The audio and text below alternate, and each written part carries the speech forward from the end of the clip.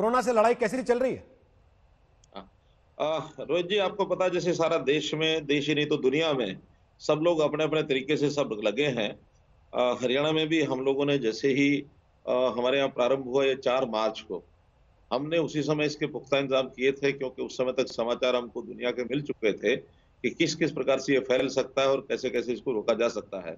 हमने अपने सारे कार्यक्रम, सब नेताओं के, सब सरकारी कार्यक्रम, गैर सरकारी कार्यक्रम, सबको 8 तारीख के बाद एक प्रकार से रोक दिया था।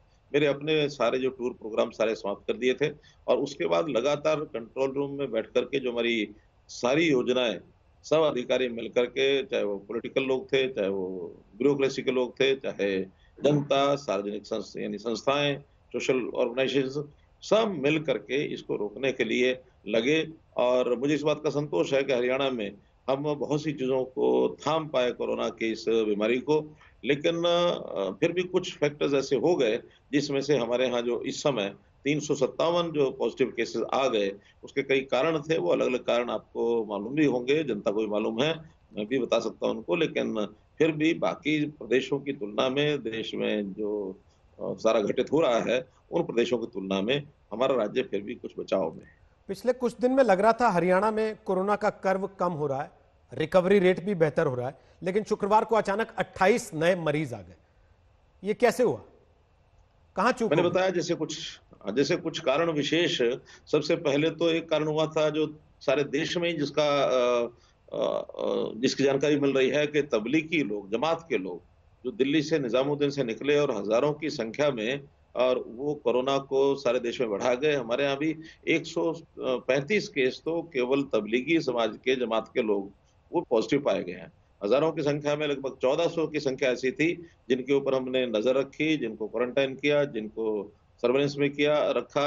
उसमें विदेशी भी थे, 107 लोग तो विदेश से ही संबंध रखने वाले थे।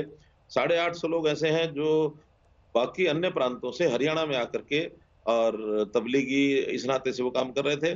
250 लोग ऐसे भी हैं जो हरियाणा से बाहर दूसरे प्रदेशों में हैं, वो वापस आए। तो ऐसे लगभग 1300 साढ़े 1300 लोगों के ऊपर हमने नजर रखी और उसमें से 100 जैसे मैंने बताया 135 लोग ये तबलीगी, ये पॉजिटिव पाए गए।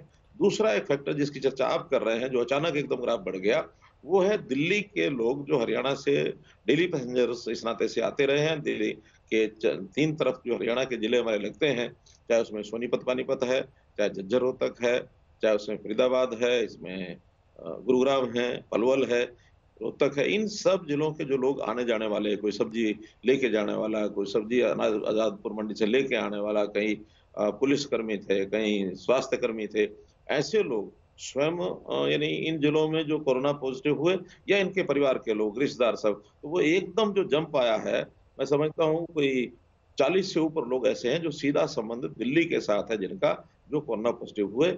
और उसके कारण से हमको थोड़ा, जो साथ लगते प्रदेश थे, जहाँ-जहाँ पॉजिटिव ज़्यादा यानी रेड ज़ोन में जो लोग आ गए हैं, जो ज़िले, उन ज़िलों के साथ अपने जो बॉर्डर्स हैं, उनको थोड़ा-सा सख्ती भी करनी पड़ी है, जिसको कहना चाहिए एकदम सील की हमने, हम्म। ताकि कोई आदमी आवश्यक सेवाओं के नाते से आए ज़रूर, लेकिन इसका ध्यान रखना पड़ेगा कि वो कोरोना कैरियर बन कर के ना आ जाए। तो कोरोना को रोकने के लिए हमें सख्ती भी करनी पड़ी है और उसमें से अब देखते हैं कि उस सख्ती के कारण से कितना हम रोक पाते हैं, कितना और इसका फैलाव होता है। लेकिन अभी दिल्ली का जो खतरा है, वो लगातार बना हुआ है।